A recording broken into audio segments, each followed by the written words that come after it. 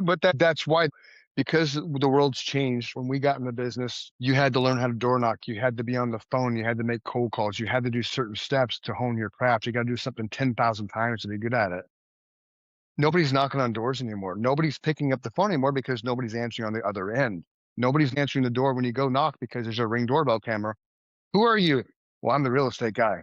Have a nice day. You can't get past that barrier. Everything is text, text, text. Even the emails, you can't tell if they're watching, if they're reading the email or not. I use BombBomb. I'll send Bomb out to 100 people and it'll tell me how many view it. And a lot of times it's 20% view, 30% view. If you send 100 out, only 20% of them totally reviewed it. There's so many barriers that I can see why the younger agents are going social media and trying to be an influencer and going viral because then they're top of mind, like your sister. She had your dad. Yep. Could have easily called, Dad, I want to move to Florida. Can you find me an agent?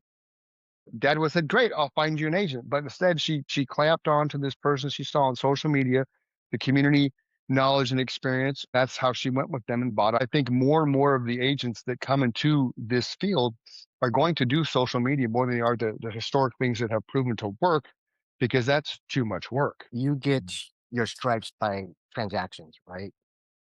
I think for this newer generation with social media, you earn your stripes by how viral you are, how many likes or how many comments or how many followers you might have, Which is stupid. right? I'm more likely to trust an agent that has a huge following on social media, whatever, than somebody who has like 5, right? Because, Yeah.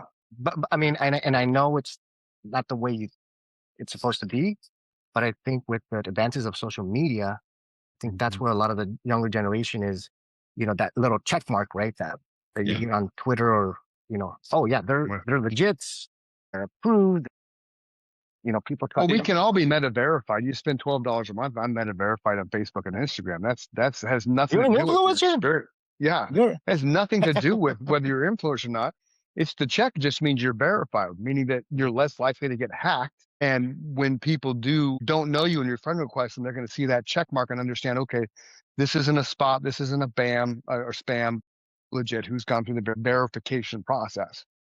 But I agree with that. More people are going to look at the numbers associated next to the realtor than the experience. And I think because of that, you're going to see a lot of lawsuits in the real estate world from this point moving forward, because experience doesn't matter anymore when it comes to newer agents. It's the viralness. It's, oh, look at me, the shiny pony.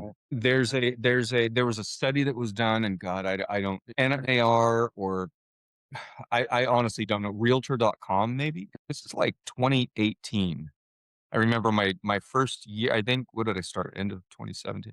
Yeah, within my first year at Magnus, I stumbled upon this, and I remember